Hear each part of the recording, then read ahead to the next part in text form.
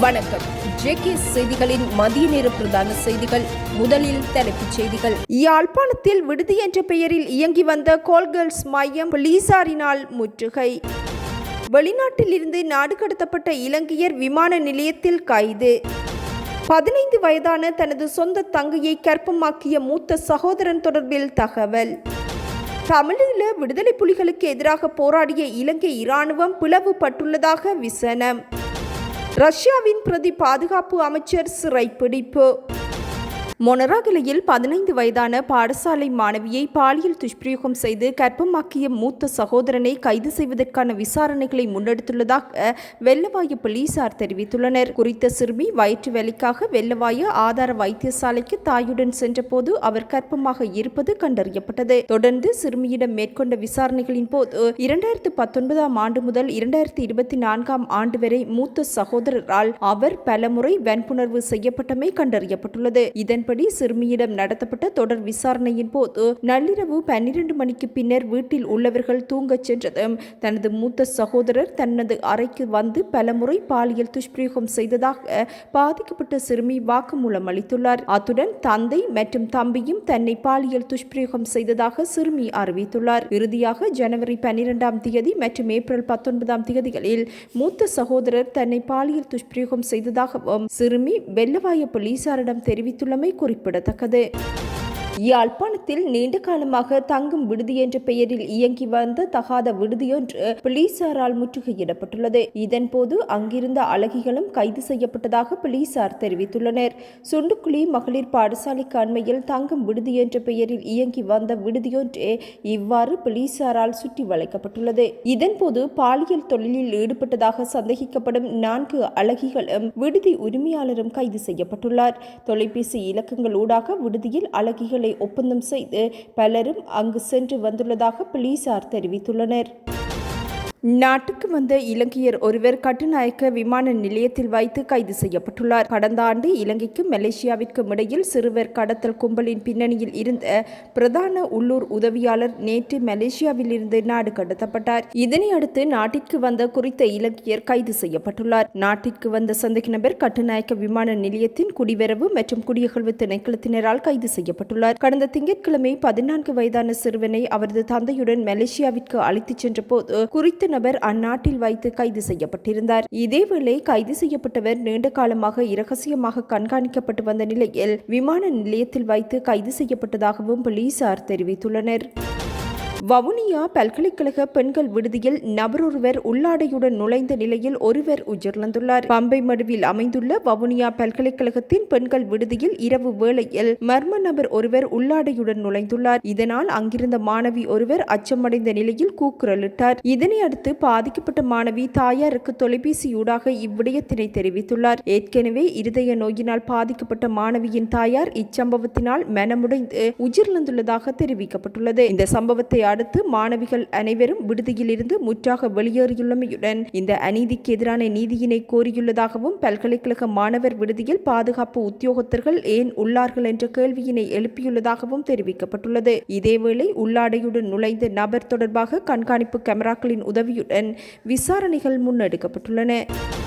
காலிமுகத்திடலுக்கு அருகில் நிர்மாணிக்கப்பட்டுள்ள ரத்னதீப விருந்தகம் மற்றும் அதிசொகுசு ரக வீட்டு தொகுதி இன்று திறந்து வைக்கப்படவுள்ளது. இந்தியாவின் ஐடிசி நிறுவனத்தினால் 300 மில்லியன் அமெரிக்க டாலர் முதலீட்டில் குறித்த விருந்தகத்தின் நிர்மாண பணிகள் முன்னெடுக்கப்பட்டுள்ளன. இந்நிறுவனம் இந்தியாவிற்கு வெளியே மேற்கொண்ட பாரிய முதலீட்டு திட்டம் இதுவென்பதுடன் 5.86 ஏக்கர் நிலப்பரப்பில் நிர்மாணிக்கப்பட்டுள்ள ரத்னதீப விருந்தகம் மற்றும் அதிசொகுசு ரக வீட்டு தொகுதி 48 மாடிகளை கொண்டுள்ளது. அத்துடன் இதன் உயரம் 224 மீட்டர் என்பதுடன் 352 அதிசொகுசு ரக அறைகள் காணப்படுகின்றன.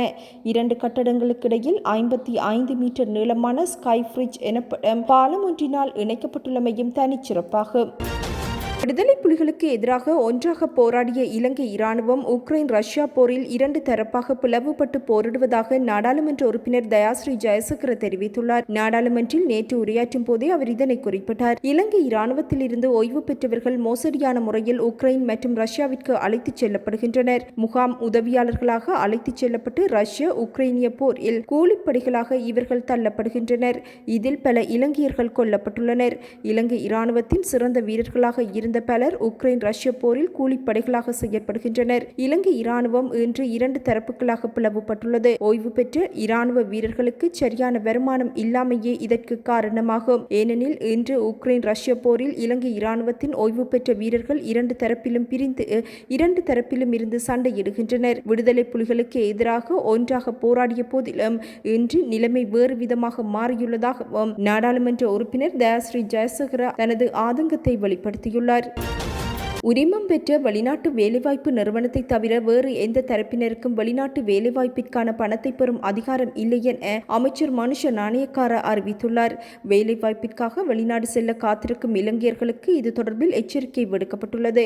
அனுராதபுரத்தை அண்மித்த விகாரையின் விகாராதிபதி தலைமையில் போலீஸ் சார்ஜென்ட் ஒருவர் வெளிநாட்டு வேலைவாய்ப்பை வழங்குவதாக பணம் வசூலித்த சம்பவம் தொடர்பில் முறைப்பாடுகள் பதிவு செய்யப்பட்டுள்ளது. முறைப்பாட்டுடன் தொடர்புடைய தரப்பினரை கைது செய்யுமாறு புலனாய்வு குழுக்களுக்கு பணிப்புரை வழங்கப்பட்டுள்ளது. உரிமம் பெற்ற வெளிநாட்டு வேலைவாய்ப்பு நிறுவனத்தை தவிர வேறு எந்த தரப்பினருக்கும் வெளிநாட்டு வேலைவாய்ப்பிற்கான பணத்தை பெறும் அதிகாரம் இல்லை எனவும் இதன்போது வெளிநாட்டு வேலைவாய்ப்பு அமைச்சர் மனுஷ நாணயக்கார அறிவித்துள்ளார். இதேவேளை வெளிநாட்டு வேலைகளை வழங்குவதாக கூறி சட்டவிரோதமான முறையில் பணத்தை பெற்றுக்கொள்ளும் ஆட்கடத்தல்காரர்களை கைது செய்து சட்டத்தை நடைமுறைப்படுத்துமாறும் வெளிநாட்டு வேலைவாய்ப்பு பணியகத்தின் புலனாய்வு பிரிவிற்கும் அமைச்சர் உத்தரவிட்டுள்ளார். பணம் பெற்றுக்கொண்டு மேற்கொள்ளப்படும் இவ்வாறான மோசடிகளை தடுக்க தேவையான நடவடிக்கைகளை மேற்கொள்ள வேண்டும் எனவும் அவர் உத்தரவிட்டுள்ளார். தற்போதுள்ள தேசிய அடையாள அட்டையை விட சிறந்த அடையாள அட்டையை வழங்க நடவடிக்கை எடுக்கப்படும் என பொது பாதுகாப்பு அமைச்சர் டிரான் அலஸ் அறிவித்துள்ளார். இதற்கான டெண்டர்கள் திறக்கப்பட்டு தற்போதுள்ள தேசிய அடையாள அட்டையில் பார் குறியீடு நீக்கப்பட்டு அதற்கு பதிலாக QR குறியீட்டுடன் கூடிய புதிய அடையாள அட்டை விரைவில் வழங்கப்படும் என அமைச்சர் அறிவித்துள்ளார். நுவரெலியாவின் ஆட்பதிவு திணைக்களத்தின் புதிய அலுவலகத்தை திறந்து வைத்து உரையாற்றும் போதே அவர் இதனை குறிப்பிட்டார். இதேவேளை தேசிய அடையாள அட்டைகளை பெற்றுக்கொள்ள 340 இடங்கள் உள்ளதாக அவர் தெரிவித்துள்ளார். அரசாங்கத்திற்கு நிதி பிரச்சனைகள் இருக்கின்ற போதிலும் மக்களுக்கு சேவைகளை வழங்குவதற்காக நாடு முழுவதும் பல அலுவலகங்கள் திறக்கப்படும் எனவும் அமைச்சர் அறிவித்துள்ளார்.